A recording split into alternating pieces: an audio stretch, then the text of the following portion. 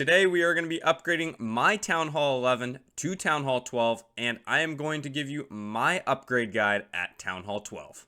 Alright, let's just hop right into it. You heard the man, myself, Jacob's Clash. Let's go right into it, and let's upgrade this Town Hall right to Town Hall level 12. First things first, this account is not completely max. As you can see, there are some walls left over, and my heroes are 4 levels off on the Queen, 3 levels off on the King, and the Warden is max level. That is it though. That is the extent of the upgrades we're missing. Now that most of the upgrades are tied to the blacksmith, or at least the hero abilities upgrades, I'm not too worried about completely maxing my heroes. A lot of times I'll tell people, hey, it's fine to go up as long as you're within 5 hero levels or not. And, well, are you bored with the game? If you're bored with the game, you might as well go up in Town Halls. But without further ado, let's go right up to Town Hall 12. And for me, this is going to take a little bit of time. But for you guys, it's going to go just like that. Alright, 4 grueling days later, and no, I just spent 600 gems to do it. We are at Town Hall 12. Of course, we get the 5-day boost with all of these lovely things. Hero boost, power boost, resource boost, and star bonus boost. Town Hall now fires back at attackers. You can upgrade the weapon to make it more powerful. And what is the village girl talking about? She is, of course, talking about the Town Hall, which now actually becomes probably your most deadly defense, especially once you get this Giga Tesla to level 5 and it drops the Giga Tesla bomb. But let me create this little progress map for you guys, and then I'll talk about what I prioritize when going to Town Hall 12 first. Alright, perfect. I have made my Town Hall 12 priority guide roadmap here, and I have sectioned it off, and quickly, let me just go through and explain what my thought process is. And, well, I better practice what I preach, so I am also going to do some of the similar things. So, most people, when they're going up in town halls, obviously, they should realistically have some CWL medals stored up, and have some hammer buildings as well ready to go. And that's no different for myself, so we are going to be utilizing the hammers almost immediately on these offensive-based buildings, and this is the priority that I see is best fit.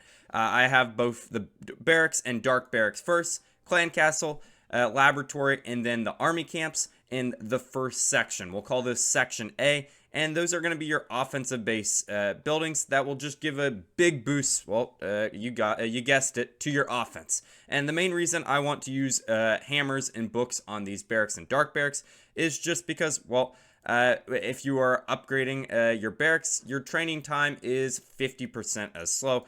And that's the last thing you want to do when going up to a new town hall, is have slower training times. That's just going to lead to burnout. So in my opinion, the best place you can use these hammers, just for your own sanity, maybe not for best value, has to be these barracks overall. Just because you're eventually going to want to unlock Yetis. Yetis are extremely strong at Town Hall 12, and also headhunters are a key component of pretty much any queen walk. So, without further ado, let's go and use the first hammer building on this barracks to unlock our Yetis, and then the second hammer building right here, right away on our dark barracks. There we go. Both hammers are done, and those are the only upgrades we need for our barracks right off the bat. So now, for however long we're at Town Hall 12, we don't have to worry about those slower training times. Next, I think it's important to look at these workshops and additional defenses that we do earn. At Town Hall 12, it is kind of a intermediary town hall where we are not unlocking a new hero. The big thing we are unlocking is the ability to build our own siege machines. I don't really think this is a priority right off the bat, just especially now if you find yourself in an active clan, or really any clan, now that you can reinforce your own pretty much max siege machines. It's not as much as a priority for me right away. So day one, I wouldn't worry about the siege barracks. With your final builders, fine, you can place it. But again, I think the next thing you do want to upgrade has to be this clan castle. Clan castle right away will just give you 5 more troops every single battle, no matter what, for both defense and for offense. And that's the same thing with these army camps. I have it higher than the laboratory. The laboratory used to be the first thing I would recommend to upgrade. But now that we have this basically power boost for the next 5 days, the laboratory doesn't become as necessary day one. So I would rather actually do the clan castle just because, well, it's just a little bit more expensive and we're going to get a little bit more value off of this book. So right away, there we're a 9-day upgrade, totally negated. There we go. We all have a max Town Hall 12 clan castle. And then now I would say, as we were going just down this list, I would upgrade it then our laboratory, because once this boost is over in 4 days, we're going to want to have the ability to continue going in here and upgrading things right away. Luckily, I have some treasury loot saved up, and we can just go in here and upgrade our laboratory. Before we continue on our list, let's go into our B tier right here, and that's just pretty much all of our storages and our heroes. These storages, we are all have an additional level, and we're going to want to upgrade them before we start using gold runes and elixir runes. So this is kind of the second phase, and the same thing with the dark elixir storage. It does in fact have an higher level, and again, these aren't necessary to upgrade right away, but it is just a quality of life thing. When you're farming, you can go and collect more loot and get more value out of those runes. Unfortunately, I don't have any runes right away, which actually kind of works out because I don't want to upgrade those right now anyways. The heroes I kind of placed over here. These you just want to keep upgrading throughout, right? You don't want to get too far behind on your heroes, but at the same time, if you do, the nice thing is that is in phase C. The blacksmith. The blacksmith, your heroes are fully dependent basically on how high their hero abilities are. So as long as you're staying on top of these, it doesn't become as detrimental if you don't upgrade them, but still I would recommend just upgrading these kind of with the storages as you have time. The blacksmith here, you basically unlock more ores. This is the start of phase C for me. I would recommend upgrading it just because you unlock the healer puppet. For many, they see this as an A or even S tier queen equipment. I'm indifferent with it. It doesn't really work with my queen walk strategies that I enjoy. But again, if you like the healer puppet, upgrade this right away. You can even do this day one. I'd be fine with that. And that's the exact same thing with this Dark Spell Factory. It unlocks the Overgrowth spell. You no longer unlock more spell storage capacity. So at this point, it's just upgrade if you think you like Overgrowth. If you don't, it can be at the very beginning or the very end. That's kind of what the C tier is. Next, we are into our defenses. Defenses are always going to be secondary on what I like to upgrade.